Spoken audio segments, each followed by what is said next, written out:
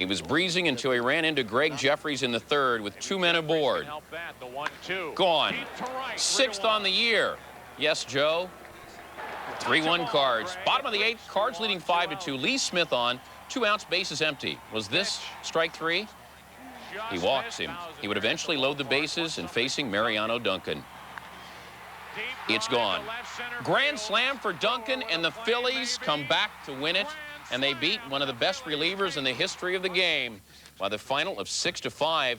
And Lee Smith should have known something was up. Mariano Duncan, 8 for 15 lifetime against Smith. The victory improved the Phils' record at 22-7, tying them with the 1911-1913 Phils for the best starts in team history. We go across the state, Three Rivers for the Expos and the Pirates.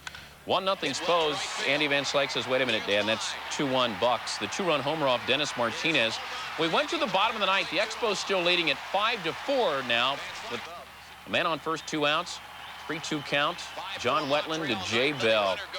And Jay drills the double, bringing in the pinch runner, Carlos Garcia, and we're tied at 5. Bottom of 11, 2 outs. That's Lloyd McClendon.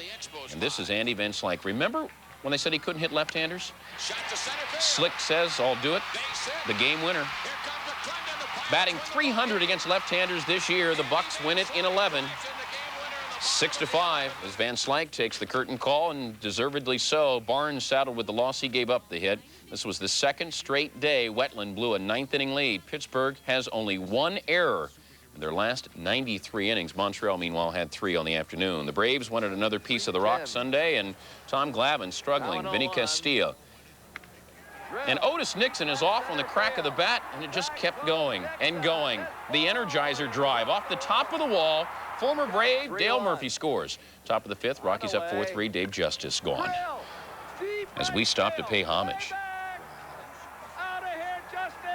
5-4 Braves. Justice says, how about that one?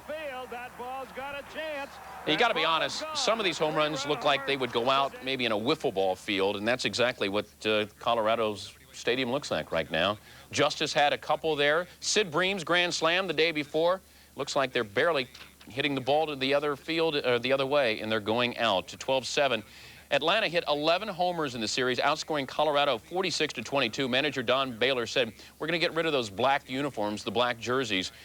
Keep their own bullpen at bay. Speaking of at bay, it's Cecil Fielder, sumo wrestler, gets Bernie Williams on the sweep tag. Good day for Spike Owen, the Spikester. 2-0 Tigers in the 5th. They're playing these games in the Rockies home park, too. Spike Owen, first homer as a Yankee, 3-run job over the fence, 4 RBI in the day. Very little went right for the Tigers. Why? Because of these infernal advertising signs behind the plate. Boycott them. Anyway, Milt Kyler boycotting good fielding, doing his Vince Coleman impression. Sparky Anderson knew it was one of those days. Here's a guy's getting hot. Don Mattingly. Oh, a beautiful swing. A thing of beauty in the world. 11-2, Yankees win. Mattingly goes deep, 2nd of the year, 2nd this week. Meanwhile, Andy Cook, a 25-year-old righty who has made only 24 relief appearances in his minor league career, replaces Steve Howe on the Yankee roster and pitches a hitless 9th in his debut. I guess he's the new closer. At Skydome, great day for another rookie, Damon Buford. Damon Buford, just 10 years old. At least I hope so, because I remember his dad playing for the Orioles. In the 3rd, off Juan Guzman.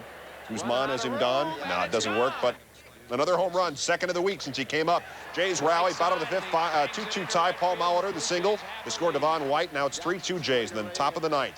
Dwayne Ward into pitch. Jack Voigt, not John Voigt, at 2nd after a wild one, and then Harold Reynolds hits him where they ain't. It's a 3-3 tie.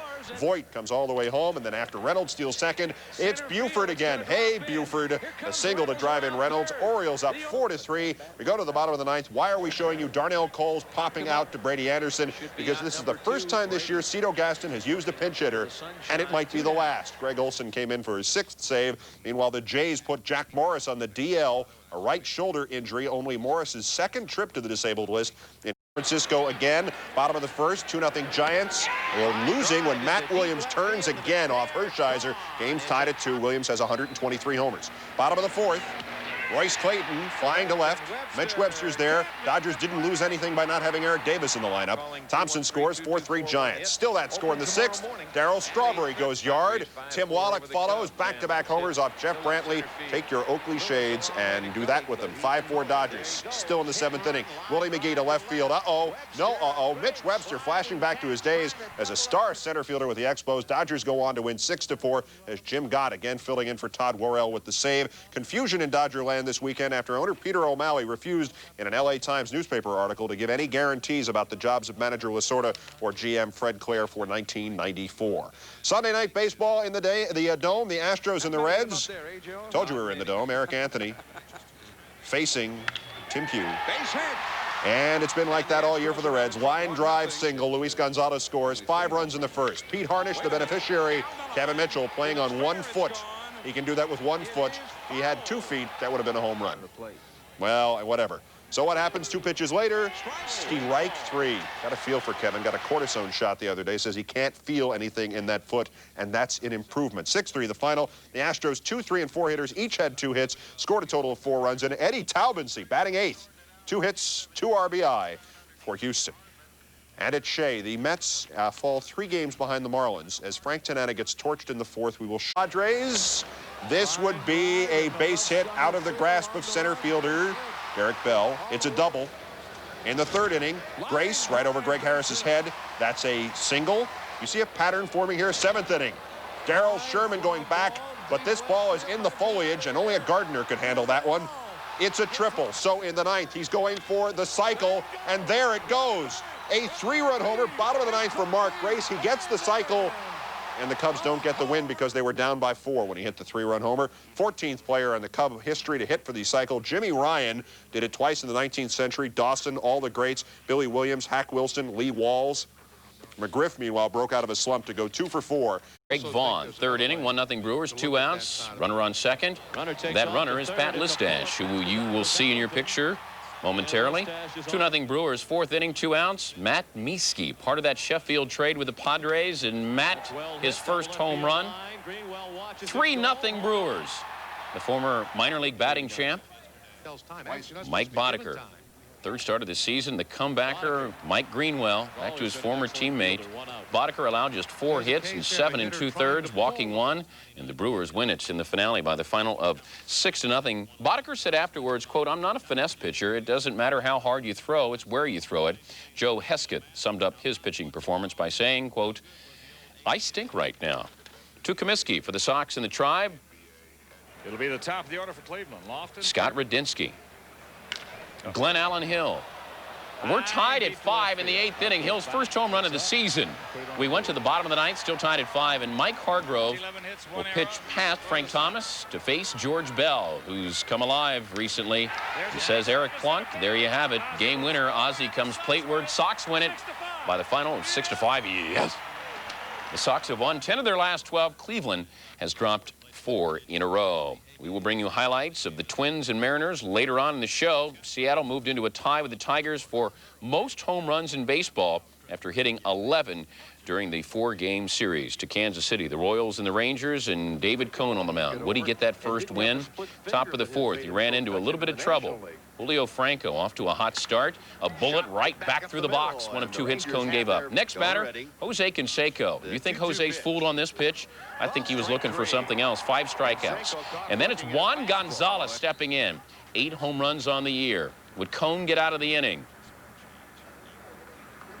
Nope. 9th home run of the year. Cone gave up 2 hits, both in the 4th. And guess what? He lost again. He pitched great baseball. The Royals have scored just 16 runs for David Cone this year. Kevin Brown, meanwhile, lowered his league-leading ERA to 1.27. The A's and the Angels, they went into extra innings, went into the 10th California. To Shea Stadium. Bobby Bonilla against Chris Hammond. Struck him out twice. Don't argue. Just leave. Dave Magadan, the ex-Met. Yeah, good move to let him go. He robs Tim Bogart, but the Mets don't have to worry. They got Chico Walker playing 3rd. Top of the 4th, Mickey Weston, released by the Phillies. And Tim Bogart, that's a double play ball, except it's in left field now. 5-0 Marlins is 2 more score. And 2 batters later, it is Jeff Conine to Chico Walker at 3rd. doing his Don Zimmer 1962 impression. 6-0 Fish, and they win it 6-4. It's Mother's Day, meanwhile, in Seattle. That is Alberta Griffey, Ken's mom, and of course Ken Sr.'s wife, with a big hug. And then Ken Jr. brought his Mother's Day gift with him against Scott Erickson. That's not where Mom's sitting. Don't worry about that. 2-1 Mariners. Bottom of the 6th, Tom Kelly, manager of the Twinks, is worried, and well, he should be, because Tino Martinez only hits home runs. More home runs than base hits this year. Well, nearly. 6-4 Mariners win as Martinez and the 5 o'clock Lightning do it again. Bottom of the 10th in Anaheim, Angels and A's tied at 6. Torey Lovullo in the game due to an injury to Damon Easley, his second double of the day, and in the Gloman in Anaheim, he brings in the winning run, 7-6, as Salmon scores. Lovullo started the game with 3 RBI this season. He had 3 in this one. The Angels stay half a game back of the White Sox as the Oakland Coliseum as a member of the Rangers. Kind of a mixed reaction, some cheering, but mostly boos. And Ron Darling gets him swinging the first time up. Second inning, 1-0 Rangers. And Dean Palmer up, out, and gone. A 2-run homer, 9th of the year. And the Rangers up on the A's 3-0. In the third, Juan Gonzalez, and that's gone. Third straight game he's homered in, 10 for the season. A 2-run shot makes it 5-0 Texas. The A's cut it to 6-4 in the 9th, but Canseco back up the middle, scoring. Billy Ripken and Jose and the Rangers take this one. Palmer had 3 hits for Texas. Nolan Ryan, the Rangers say, will miss his Thursday start, which was scheduled against Oakland. He's heading back to Texas to have his left hip examined. In Anaheim, the hip place to be these days for the Angelinos, the Twins, and the Angels. Chili Davis with a little looper towards shallow left, but Pedro Munoz on the run and makes the catch. And then Shane Mack struggling, but not here. Get out of here. First home run of the season. This a 2-run shot. The Twins build an 8-2 lead. A lot of runs scored in these late West Coast games. Mike Pagliarulo, a 3-run shot off Chuck Prim, his first home run of the year. And the Twins go on to a 13-3 advantage. Pagliarulo had 3 hits in the game, as every batter in the Twins lineup had at least 1 hit. Dave and the Mariner Moose on his way to the local DMV, probably. First inning, a lot of runs here. Robin Ventura, 4th home run of the year. His 20-year-old rookie Mike Hampton got the start and never got out of the second inning. In the 4th inning, Frank Thomas hits it up there. It's out there, and this is way out there, and it is a home run there. His 5th, a 3-run shot.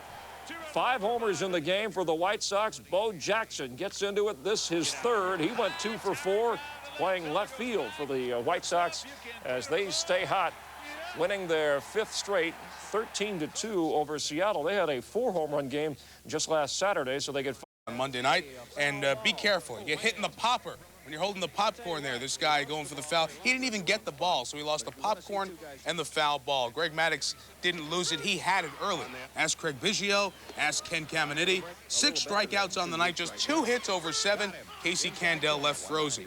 Braves up 2-0. Bases loaded in the 6th. Just the story of the Braves season. Timely hitting. Sometimes they get it, most times they haven't. Pendleton struck out there. The Braves strand 12 runners. Maddux comes out after giving up a double in the 8th. And after a sacrifice bunt, Casey Candell hitting 0-9-1 at that point off of Jay Howe. Makes Maddux at least a no decision. Will his team hang on for the win? Bases loaded, Mike Stanton on, Ken Caminiti on. First pitch swinging, taking it to the gap in right center field. Justice can't get it. A couple score, and the Astros, a clutch hitting team, 43% of their runs this year have come with 2 outs. They win this game 5-2, and this rally gives Atlanta its first loss in the Dome since June of '91. The NL's top scoring team, San Fran, in run country. Colorado, Rockies down 1-0, not for long. Dante Bichette, a 3-run blast to the homer zone in left center. 3-1 Rocks, then some good defense. Trevor Wilson bunts. Armando Reynoso starts a 1-5-4 double play. You don't see that often, and you don't see this. Reynoso's first major league hit. Also his first major league homer in 10 at-bats. Here's a guy who wasn't even on the Rocky roster on opening day. Another good pitching performance, scattering 13 hits as the Rocks snap a 5-game slide. Giants have lost 3 in a row, and the from Mussina. He gave up 10 hits on the night, but got defensive help. Mark McLemore, infielder his whole major league career. Look at this gun. One of the reasons he's seen most of his time in the outfield this year, nailing Scott Cooper at the plate. Bob Zupsik the bloop. Free agent acquisition Harold Reynolds with the snow cone grab. We're scoreless to the 6th.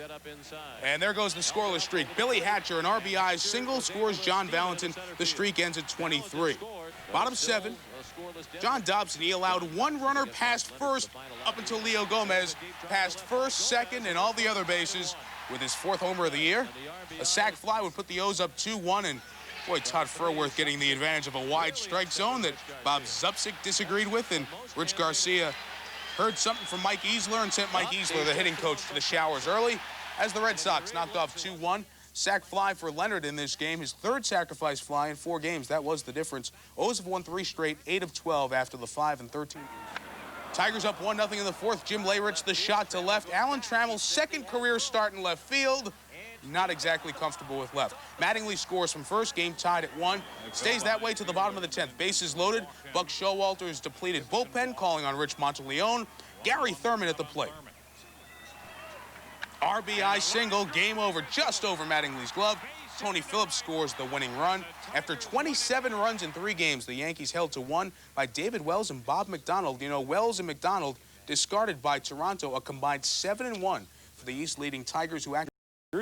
And Tim Wallach hits one at the starting shortstop, who is Vizcaino, staying in the lineup, even though Sandberg, of course, back with the team. Steve Buechele, former roommate of John Elway's at Stanford, makes the play. The Dodgers hit 1 ball out of the infield in the first 5 innings, and Hibbert perfect through that mark. Dwight Smith perfect on this pitch from Pedro Estacio as he delivers the 2-run homer. Estacio shelled, and the Cubs go on to win it 6-2. Hibbert goes 8 innings, allowing just 3 hits. Smith did have 3 hits, and Vizcaino had a hit and scored a run, extending his hitting streak to 12 games. At Veterans Stadium, the Pirates and the Phillies, everything working for Philly. Dave Hollins with a grounder. Watch the fanatic Phil make the play. A mascot deserving of a wow. Bottom of the 7th, bases loaded, a 1-all game, not anymore. Darren Dalton, a grand slam off Bob Walk. 4th grand slam of Dalton's career. 7th, the home run of this year. And gets the curtain call from the fans at Veterans Stadium, as that's the difference. Phil's taken off to their best start after 30 games with 23 wins. Danny Jackson, who picks up his 3rd win of this season. New York hosting the Marlins. Saberhagen looking good, though, getting Greg Briley. And then Benito Santiago, not good. Pinch hitter Jeff Conine, the same. A 1-0 lead the Mets had. Dave Magadan facing Saberhagen with Chuck Carr in scoring position. The little looper, and watch Chico Walker on the run for a change. The Mets get some good defense. Eddie Murray drives in the only run of the game, and Saberhagen with a 3-hitter ends a personal 3-game slide. Even though Ryan Bowen lost, he's the first Marlins pitcher to throw a complete game. And bad news for the Mets here. Sid Fernandez out 4 to 6 weeks, headed for knee surgery. Unfortunate considering he turned down a Met contract offer in this his option year. The Padres losing to the Reds 6-5 in Cincinnati. Tom Browning's